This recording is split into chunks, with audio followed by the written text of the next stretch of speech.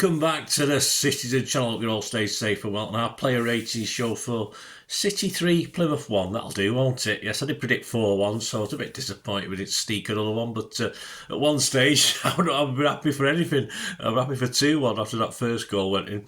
Anyway, you can check out my thoughts during the game on my story of the game, which will be out very, very soon. But this is player ratings, and we've got Simon Bajkowski back for the Manchester Evening News. He had a bit of a he had a rest the other night, lazy bugger. So we'll have his thoughts. I'll give you my thoughts. Of course, this was round 5 of the FA Cup, so we're into the quarters now. 5:45 p.m. kickoff. Yeah, well done. As I expected, the Plymouth fans were very good. Of course, we struggled a bit, but it's always a struggle in that south stand to get things going in cup games, especially when you've got a lot of new people, let's say, around. But anyway, this is player ratings. We might talk about that on the story of the game. Right, as ever, 6 is an okay game. Again, based on the opposition and perhaps not as high as some other things, some other tomes of player ratings, but you can only sort of play what's against you, can't you? Right, Ortega, Simon said, didn't have much to do, no, all game, other than pick the ball out of his net, although there was still a few wobbles. Yeah, I didn't particularly notice wobbles, to be honest with you. One shot on target, one goal, or one header on target, one goal. I watched the goal back. I don't particularly think he was anything to blame for that one. But I don't remember the wobbles, as I said, but didn't have much chance other than to have an okay game. I think his general distribution was okay, but of course we're not getting solid pressing from this Plymouth team. So yeah, it was okay, and that's all we can say really. Simon gave him a 6, and I'd have to agree with a 6 as well. Lewis, yes. Simon said, often an option for the midfield and often found space on the edge of the box, albeit his finishing wasn't good enough. Yes, he needs to learn how to keep that ball a little bit lower, doesn't he, when he shoots. He can't defend particularly. He wasn't asked to defend. He was more obviously forward thinking in this game. Can't hit the target. So apart from that, it was all right. But just keep your shots down, lad. But yeah, I think he enjoyed himself, and that's all that matters in a game like this against stubborn opposition. Because when they put so many men behind the ball, it's always going to be difficult. And Lewis isn't the sort of player who's going to create anything special to create space against such a defence anyway. Simon's given him a 6, I give him a 6 as well. Heis, yes, let's talk about Heis. Let's talk about Heis, baby. Didn't put many feet wrong at the back, or many feet wrong. Is that correct? Is that proper English, Simon? I'm not too sure. Didn't put many feet wrong at the back. It might be a misprint. Showed an authority that belied his years and was a threat from corners. Yes, I liked him. He's a bit gangly, isn't he? A bit of a brass neck from the Beano, was it? No, he is a bit gangly. He's not a solid unit like Kusanov, for instance. I think he'd be really happy with that performance. Of course, I think he enjoyed when Diaz was next to him. I think Aki struggled. We'll talk about him in a moment. I think Aki struggled from the start, but I think, yeah, that'll do it. I mean, the experience of playing alongside Diaz in a competitive game, probably wonderful for the lad. We'll talk about man of the match in a bit, but I was impressed. I thought he played very, very well. All right, again, taking into account the opposition and the fact they didn't have much into our half, but what he had to do, he dealt with well, and he looked good going forward as well. Yeah, very impressed. Simon gave him a 7, and again, I could have been a bit more. I'm going to go 7.5. I thought I was impressed, given the opposition, but I'm not going to go raving over it, but I think 7.5 is a fair score. Aki, yeah, looked dangerous, said Simon, from a couple of corners, although one of those efforts saw him pick up an injury that forced him off early. Yeah, this is shocking news, isn't it? Old glass legs Aki, one of our most consistent defenders since he's joined the club. Just can't get a break at the moment, can't get himself fit, and that's a really bad sign if you think what's happened to people like John Stones over time. And Aki did pretty well, I think. He did have a bit of a reputation before he came to City for injuries, but he vastly improved, of course, and he became quite reliable. But now it's gone to pot. It's a big, big worry, and Pep said he'll be out for a while. Horrible. It's getting a bit ridiculous, really. But yeah, it was okay alongside Heis in that first half, but I don't think he looked quite right to me, even all game. Again, it might have been the opposition. It might have been playing a game with someone new. I'm not too sure, but should he perhaps have played? I can't even remember if I had him in my starting 11, actually, but based on fitness, I would probably wouldn't have played him looking at what I saw, but that's hindsight, isn't it? Simon gave him a 6. I'm not going to give him anything less than a 6. I'm going to give Aki a 6 as well. O'Reilly, yes, we can't call him. Well, I called him Nico, but of course some other guys nicked that name. We can't have this, can we? So we're going to have to, of course, we'll call him O'Reilly for now, or I'll probably make an error and call him Nico as I did with my headlines in a couple of my thumbnails. But Simon said took his goals well and looked better the more time he spent in the Plymouth third as City dominated possession. Interesting. Certainly a brace of goals won't do his Pep credit anyhow. But apart from that, I didn't think he played particularly well. I didn't think he passed particularly well or defended particularly well. I think his passing was, I've not got the actual stats in front of me, but he didn't. He just didn't impress me. But hey, you can't argue with the headers. It's nice to have someone who can get on a corner and put a header in. A sort of not a defender, but not a striker who's got the ability to put a head on something. I mean, people like John Stones and Diaz had never scored enough goals, have they, from being defenders? All right, O'Reilly's not quite the same position or player, but it's nice. It was great. It was great for him to get the 2 goals. A big lad as well, of course. And really, he did get beat in the air a couple of times as well, which seems a bit weird to say, doesn't it? Considering he scored a couple of headers. But yeah, I'll give it. Sam give a 7. I can't argue with 7. He perhaps would have been a higher one, certainly higher, if his overall play had been better. But I wasn't overly impressed with it. But he's good God, he's hardly played at first team level, has he? So, but yeah, give him a 10. No, I'll give him a 7. Simon gave him a 7. Gundo, Simon said, hit the post and had a few other near misses in what feels like an indictment of his season. Well, there you go. A microcosm, shall we call it, Simon, yes. Dropping level of the opposition, didn't do many harm at all. Played a bit more of a DM, wasn't he, I think, but a bit more forward thinking as well, because as I said, Plymouth's ambitions were fairly limited. If that shot had gone in, I probably would have given him a 7, but I'm going to do a 6. I don't think. I think he was all right, and that's it. He's got to get an okay. If that shot had gone in, he would have got a 7. But at least it's like some of the others. At least he enjoyed the fight, which is what matters for us old people. As long as we can compete at a level, we're happy. I'm not saying I'm comparing Gundo to me, guys, but I'm talking. Top class football or bottom of the championship football, whichever you call it. Yeah, so 6 from me and Simon. Bernardo, improved in the second half, said Simon, going close with one effort, showing more quality in the final third, but his finishing was poor.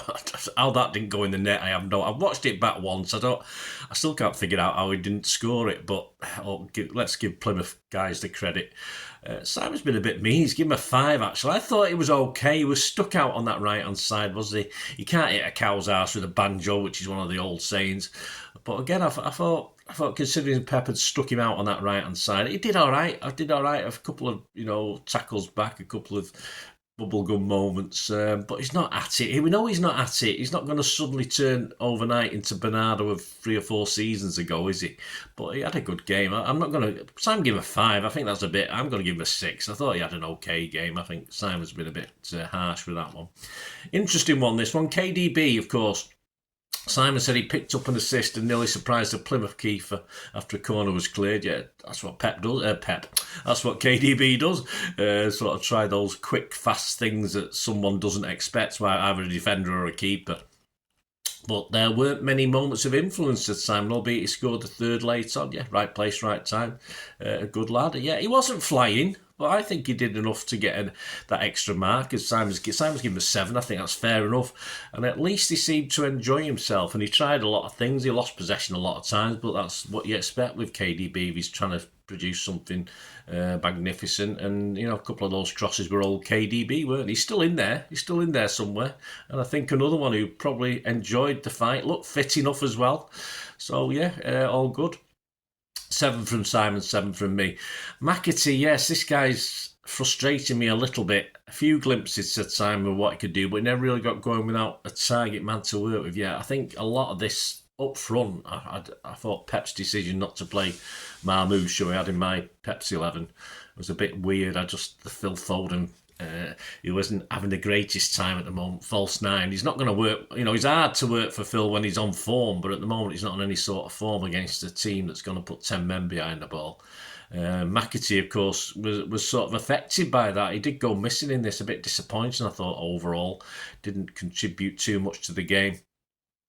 Certainly for me, I've said for a long time now, he will not get into Pep's team going forward. He will be playing games like this, but I think he's going to move elsewhere, unfortunately.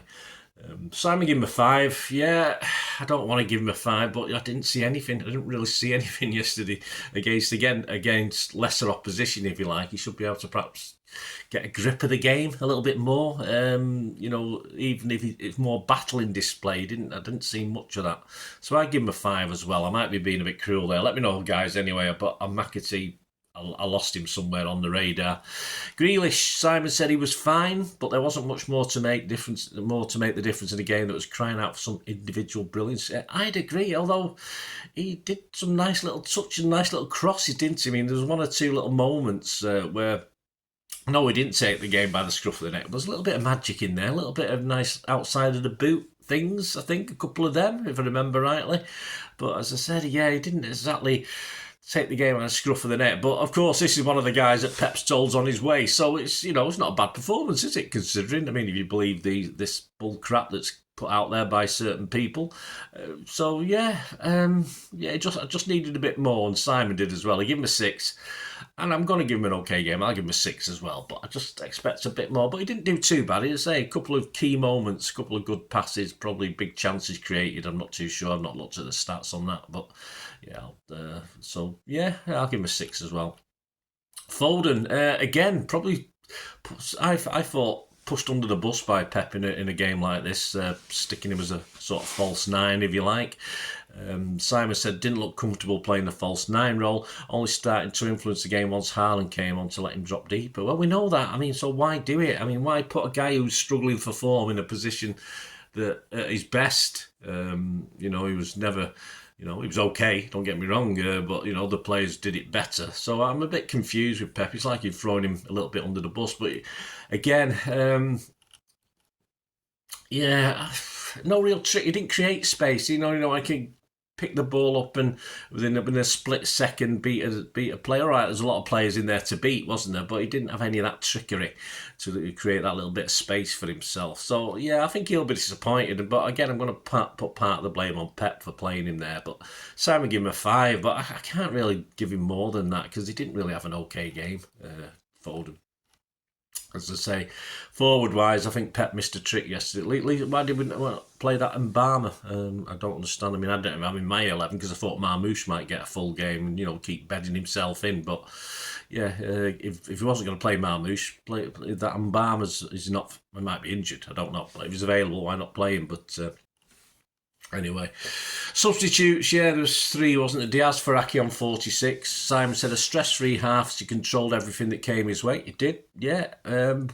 I almost give him a 6.57, but I'll give him a 6 because he didn't, he just did a really steady job keeping us ticking. And of course, the new lad enjoyed playing alongside him. And he only played a half. I'll give him a 6. I'm going to give him a 6. I might have pushed that to a 6.5, but I'll stick with my original score that I gave him when I got home last night from the match. So I'll give him a 6.